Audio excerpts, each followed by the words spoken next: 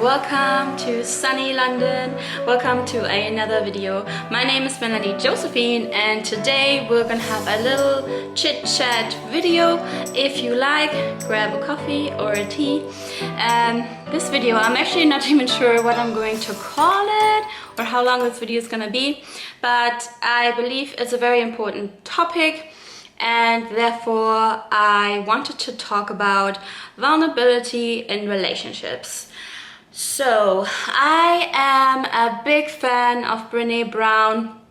If you haven't seen her TED Talks, go and do so. Her TED Talks and her work is really amazing. I recently read actually I didn't read it, I listened to one of her books on Audible, and I think it was Staring Greatly. And recently I've just been inspired to put what I've learned into practice. And so I wanted to share a little story with you because maybe it can help you as well. So, not too long ago when I met my boyfriend and we started dating, I think we all know the scenario when we're not sure, should we message him first or should we, how long do we wait until we message, how often do we message? I think actually in this day and age, we have a lot more decisions to make when it comes to dating, because think about in the past when you didn't have a mobile phone, you didn't have the internet, you didn't actually have to worry about how many times do I message, because you couldn't message. You had to make a phone call, make an arrangement and meet up and not have all this confusion. However, what I want to share with you, so there came a time when I felt just a bit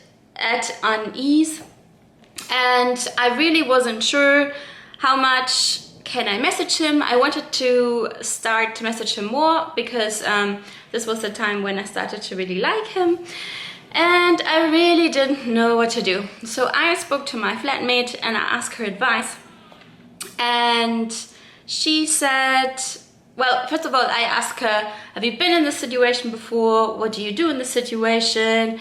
And she said, yeah, of course I've been in this situation. I think most girls, probably guys too, have. And she said what she does is just to distract herself, work more, play it cool.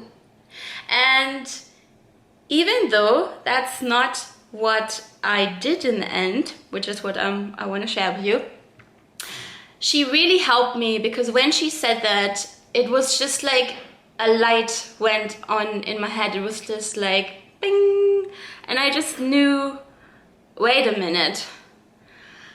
Brené Brown says, the birthplace of love and belonging is vulnerability. Playing it cool is not vulnerability. Not messaging because I feel insecure, it's not vulnerability. So what did I decide? Well, I didn't immediately decide to message him a lot more because I just didn't feel like doing that. I think you should always follow your feeling. But we had already another date scheduled, and I just made a promise to myself that I would address this topic at our next date.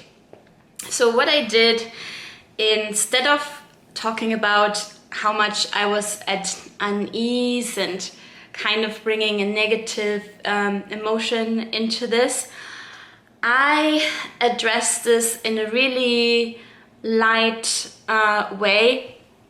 I simply said to him, look,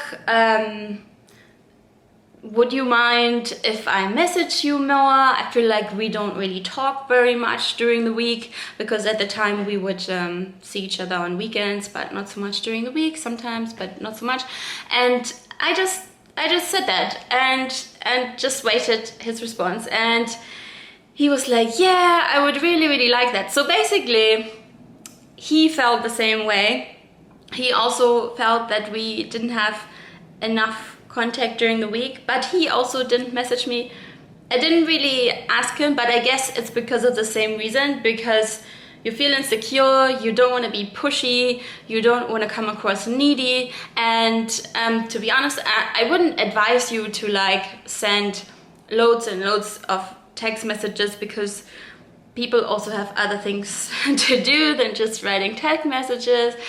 But I think if you feel that you like someone, and even if it's in the very beginning and you're unsure, the more you communicate, the better, because communication is a very big key factor in having a successful, happy and healthy relationship.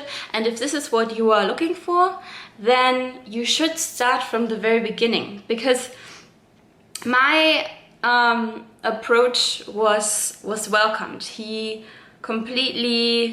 was completely on the same page, and after I addressed how I felt, after I addressed what I would like to change, I felt so much better. So if we think about something, we shouldn't keep it inside us because it's just growing bigger. We should talk to the person who we have the issue with, and yeah, but mainly the key to overcoming myself, if that makes sense, was really hearing my flatmates say, oh, I just played cool, and that just made me realize, oh, what did I just learn from this book by Brené Brown? And I learned the birthplace of love and belonging is vulnerability. And only if we open up, if we make ourselves vulnerable, that is when love can flourish. So if you want to invite love in your life, if you want to create an amazing, loving relationship, I can only invite you to do this. And if the person does not react as positive as my boyfriend, for example, that is a sign as well. So just because things didn't work out the way you wanted it, doesn't mean that you didn't do the right thing. That just means that you're finding out more about this person, and maybe you want to reconsider whether you want to be with this person. Yeah, I hope you enjoyed today's video. I hope you enjoyed this little story. I really hope it helped you. If it did, or if you have any other questions, or if you want to share something with me, please share in the comments below. If you like this video, give it a thumbs up.